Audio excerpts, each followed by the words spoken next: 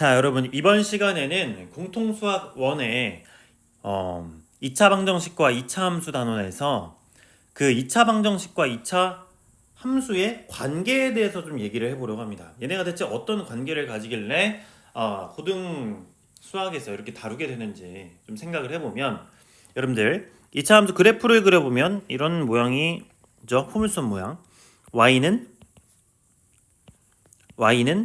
ax 제곱 더하기 bx 플러스 c, 이런 식으로 2차 함수가 있게 되고, 그때 우리가 여기 x축과 만나는 얘네를 우리 뭐라고 불러요?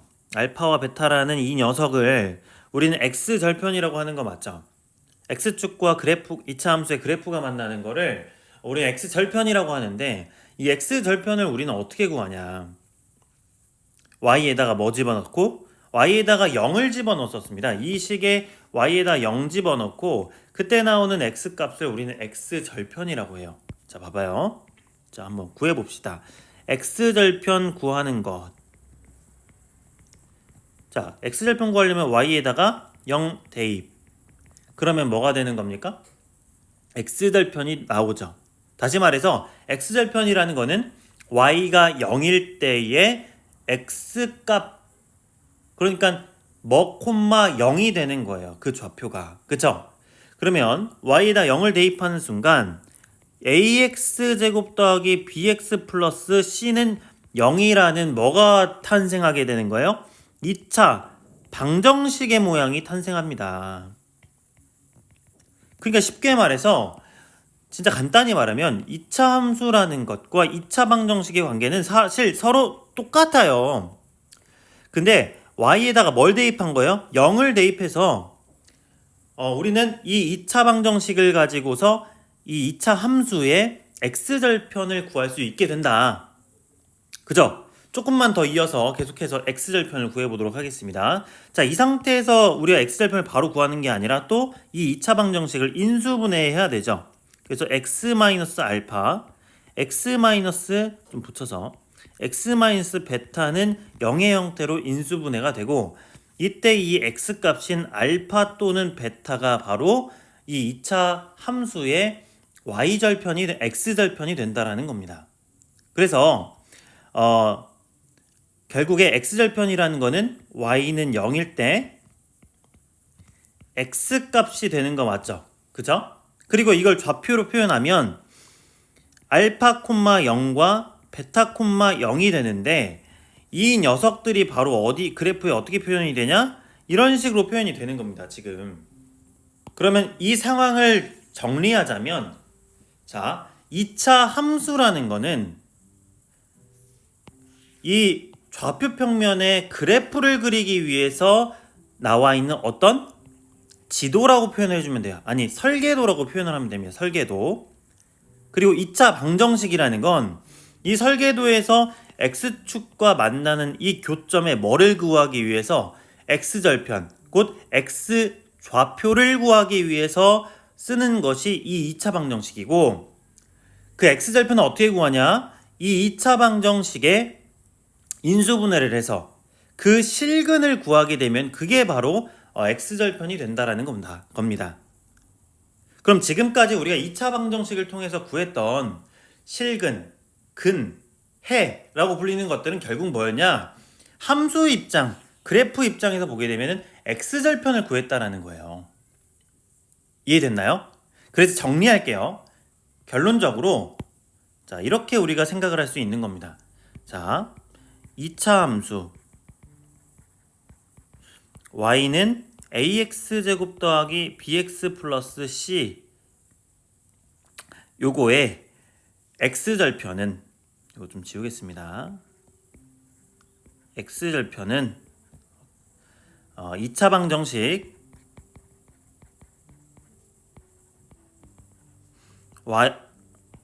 ax제곱 더하기 bx 플러스 c는 0의 뭐와 같다? 실근과 같다 라고 표현을 해주면 되겠습니다. 실근과 같다. 자, 여기에서 왜 허근은 다루지 않냐? 여러분들, 허근은 지난 시간에 어떤 얘기를 했었냐면은, 허그는 크기를 우리가 가늠할 수 있다고 했어요? 없다고 했어요? 크기 비교가 안 된다 했죠. 예, 허그근이 아니라 허수. 예를 들어 2i와 마이너스 3i, 누가 봐도 마이너스 3i가 더 작은 것 같지만 그게 아니라 이 둘은 크기 비교가 불가능하고 그로 인해서 얘네들을 수직선상에 표현하기 어렵다. 그러면 허그는 이 그래프에 지금 표현이 되지 않는다라고 결론을 내릴 수가 있는 것이죠. 그래서 우리가 실근만 그래프상에 표현을 할 수 있게 되고, 그래서 정리를 이렇게 해준 겁니다. 그래서 다시 말씀드리면 2차 함수 y는 ax제곱 더하기 bx 플러스 c의 x절편은 뭐와 같다? 2차 방정식의 실근과 같다라고 생각을 해주면 되겠습니다. 알겠죠? 자, 그러면 이 2차 방정식과 2차 함수에 대한 관계를 좀 정리를 해봤는데, 자, 2차 함수를 좀 더 얘기를 해보면 2차 함수의 그래프와 x축의 위치 관계에 대해서 얘기를 해보도록 하겠습니다.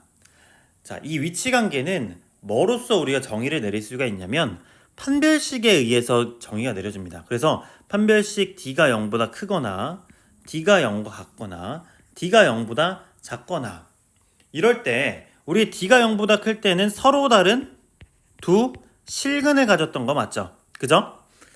그리고 d가 0과 같을 때는 서로 같은 두 실근이니까 중근을 가지게 됐었고 d가 0보다 작을 때는 서로 다른 두 허근을 가졌다라는 것을 우리가 배웠었습니다. 그쵸?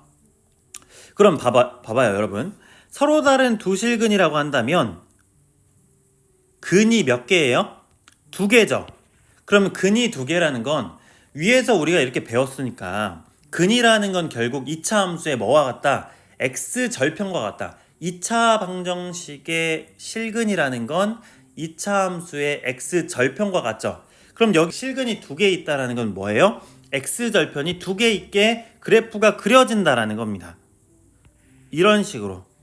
자, 얘네가 x축입니다. 지금 다. 자, 그래서 x절편이 이렇게 두 개가 생기게 되죠. 그죠? 그럼 서로 다른 두 점에서 2차 함수와 x축의 위치 관계가 결정이 된다라는 겁니다. 네. 그래서 d가 0일 때, 중근일 때는 그러면은 근이 몇 개다? 한 개다. 그럼 x절편도 몇 개다? 한 개다. 그럼 2차 함수의 그래프가 x절편이 하나가 나오려면 어떻게 그려져야 될까요? 이런 식으로 꼭지점에서만 만나게 됩니다. 그래서 한 점에서 만난다라고 정리를 할 수 있어요. 위치 관계를. 이거를 또 다른 말로 뭐라고 하냐? 한 점에서 스쳐 지나가니까 접한다라고 얘기를 할 수 있습니다. 그죠? 자, 그 다음에 서로 다른 두 허근. 얘네는 지금 허근을 가진다고 했죠. 그럼 허근을 가진다라는 건 수직선 위에 표현할 수 있다 없다? 없다라고 표현을 했었어요. 그죠? 그래서 d가 0보다 작다라는 거는 x절편이 존재한다, 존재하지 않는다? 존재하지 않는다. 이렇게 공중에 떠 있다라는 걸 알 수가 있는 겁니다. 그래서 만나지 않는다라고 우리가 위치 관계를 좀 정의를 할 수가 있습니다. 자, 이 모든 그래프는 y는 ax제곱 더하기 bx 플러스 c의 그래프의 그 x축과의 위치 관계에 관한 그래프가 되겠고, 자, 그래서 이제 정리를 좀 해보면 2차 함수의 그래프와 x축과의 관계는 총 3가지 경우가 있는데 이 2차 함수의 이 부분이 있죠.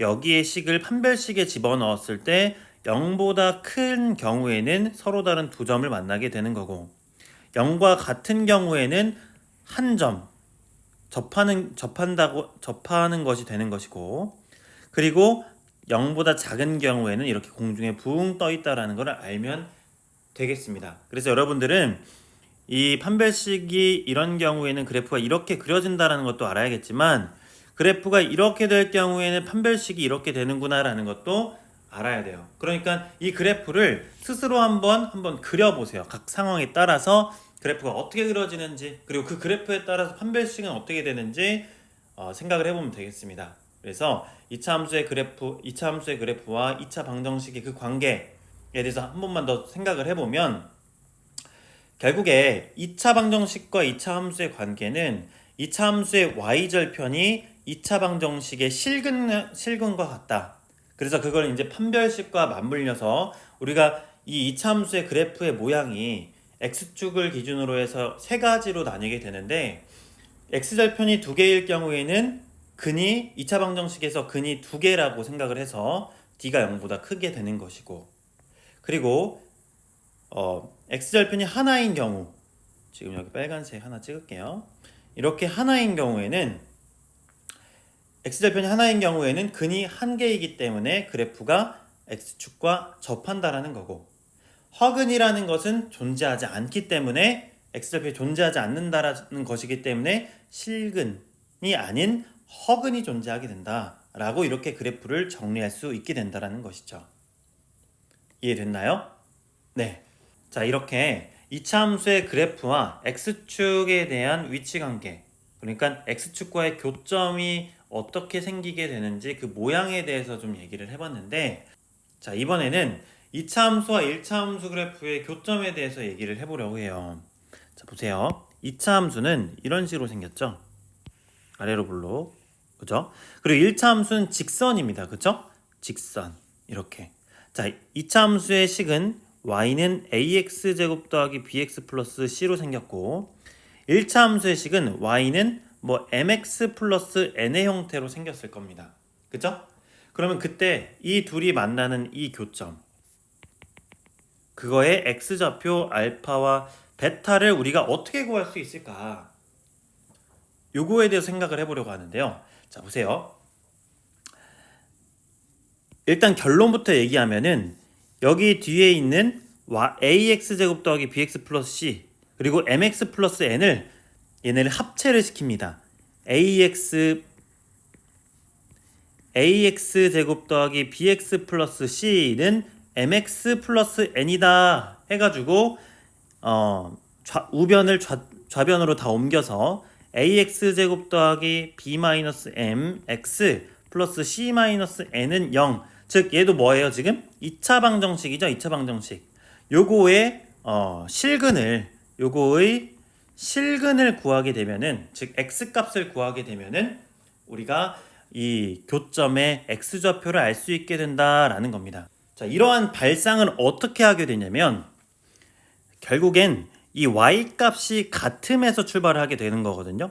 그러니까 이 2차 함수의 y 값이 예를 들어 여기가 2일 때 1차 함수의 y 값도 여기 이렇게 2일 것이고, 2차 함수의 y 값이 예를 들어서 여기가 3일 때 1차 함수의 y 값도 3일 것이잖아요. 그쵸? 그러면은 y 값이 서로 같아지는 그 지점에서의 x 값을 구하자 해가지고, 얘는 y고 얘는 y이기 때문에 이 y를 서로 같다라고 생각을 하고, 예를 들면 y는 mx 플러스 n을 여기 있는 이 y로 생각을 해서 여기에 그대로 대입을 하게 되는 겁니다. 그래서 선생님 쉽게 말해서 이걸 합체라고 얘기를 해요. 합체. 이 y 값을 여기에 그대로 대입해서 식을 이렇게 만들기 때문에. 이해됐나요? 그래서 얘를 하나의 새로운 2차 방정식으로 만들게 되고, 그거의 x값, 그 실근을 구하게 됐을 때 우리는 x절편이 아닌 1차 함수와 2차 함수의 그래프의 교점, 거기에 x좌표를 구할 수 있게 된다라고 하는 겁니다. 됐나요? 자, 근데 우리가 그래프가 또 이렇게만 만나는 게 아니잖아요. 예를 들어서 자, 그래프를 x축으로 이렇게 그려보면 2차 함수가 이렇게 있으면 1차 함수는 두 점에서 만날 때도 있고 이렇게, 그리고 한 점에서 만날 때도 있고 이렇게, 그리고 아예 만나지 않을 때도 있다라는 겁니다. 그쵸? 그러면 결국 이 2차 함수와 1차 함수를 가지고서 합체를 해서 만든 그 2차 함수의 그 실근이 그러면은 몇 개가 나오겠어요? 빨간색 같은 경우에는 두 개가 나오겠죠. 두 개가 나오겠죠. 그쵸? 왜? 이렇게 만나는 교점이 두 개니까 새롭게 만들어진 2차 방정식의 실근도 두 개가 나오겠죠. 그래야 x좌표 이 두 개가 나오지.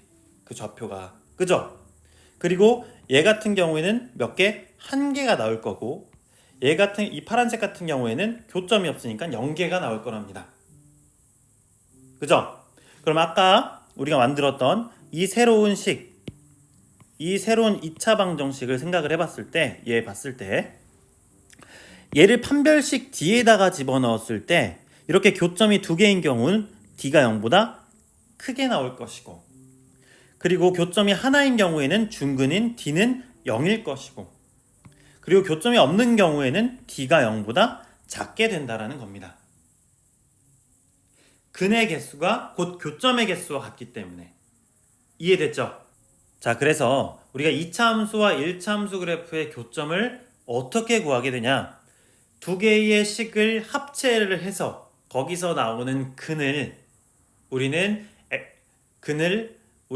그 교점의 x좌표로 구할 수 있게 되는 것이고, 거기에서 실근이 2개가 나오게 된다면 판별식 D는 0보다 크게 될 것이고, 1개가 나오게 된다면 판별식 D는 0이 될 것이고, 그리고 근이 나오지 않는다라는 건 D가 0보다 작다. 곧 허근 2개가 나오게 된다라는 거.